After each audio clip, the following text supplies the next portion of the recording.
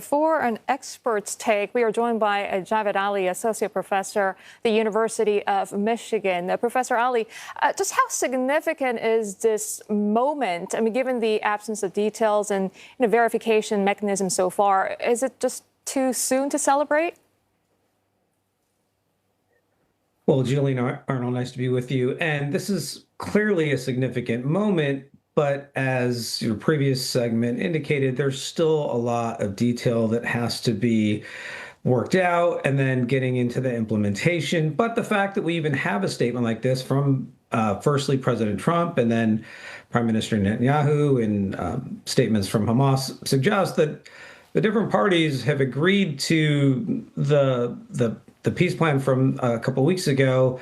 Now, how, again, the interpretation of what is going to go forward, there's probably differences there. And getting back to one of my earlier points, sort of the implementation of some of the key aspects of the plan, the return of the hostages, demilitarization of Hamas, withdrawal of Israeli troops and cessation of military operations, the flow of aid into the Gaza Strip. These are all things that in the near term, the short term, that are going to be really important to address.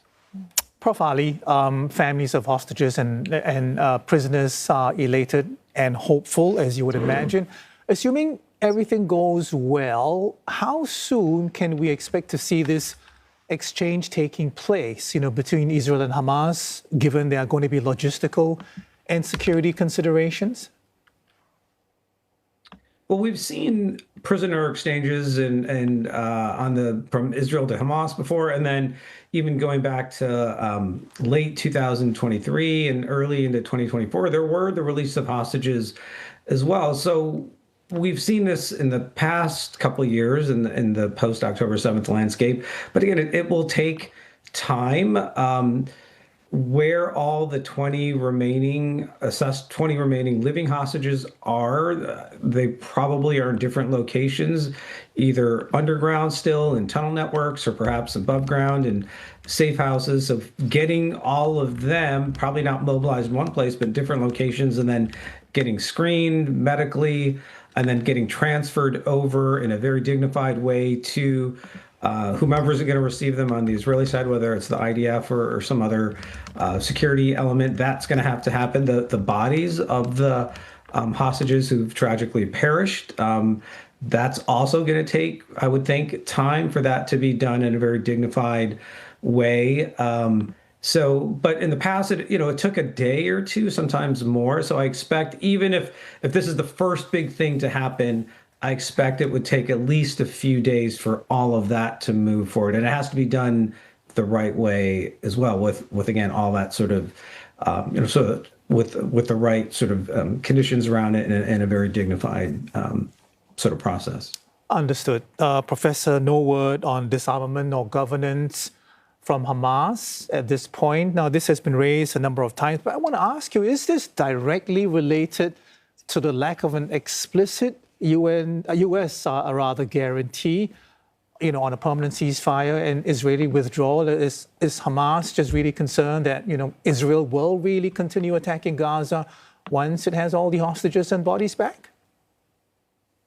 Well, again, this is going to be a key point of the deal, and it all depends on what the different parties agree to in these sort of backroom negotiations in either Doha or Cairo, or the combination of them, and then the phone calls and conversations between Washington and Tel Aviv and all the other foreign capitals involved in other meetings too. Like, I would think on the Hamas side that they would not have agreed to this if they did not believe that at some level they had guarantees that Israel, soon after the recovery and return of the hostages, will not just recommence the sort of full-blown military operations that we've seen over the past couple of years, which has devastated most of the Gaza Strip and now focused on Gaza City. So one would think that they must feel confident about that, because if they didn't, then they've let their guard down. And again, Israel will sort of look for the right moment to resume military operations. But it sounds like that's not going to happen.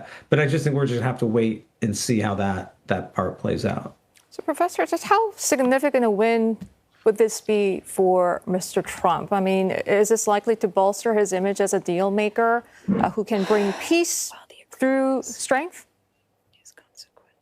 Well, this is going to be, again, if it moves forward in the way that we think it will, and if all the different points of the 20-point plan are hold up over time, then yes, this will be viewed from the White House as a major diplomatic breakthrough, a political victory that also probably affects domestic politics here in the United States. And if we go back to President Trump's campaign from 2024, he said that if he were returned to the presidency, which he did, obviously, that this would be one of his main objectives. Now, he put a timeline on it.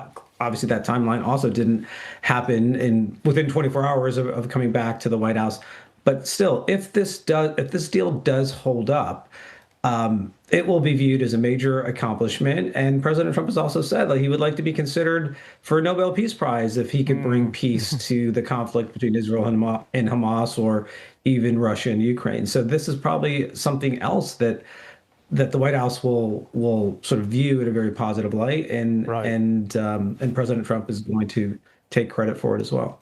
Okay, so I want to ask you, Professor, on that point in particular, the approach to the peace plan right now is one phase at a time, one step at a time, which Donald Trump alluded to as well in his post on social media. But we know that the president is also famous for his short attention span. Are you concerned that, once this is done, hostages are back, he's going to move on to other things and leave it to his officials and other mediators in other countries who may not have the clout that he has?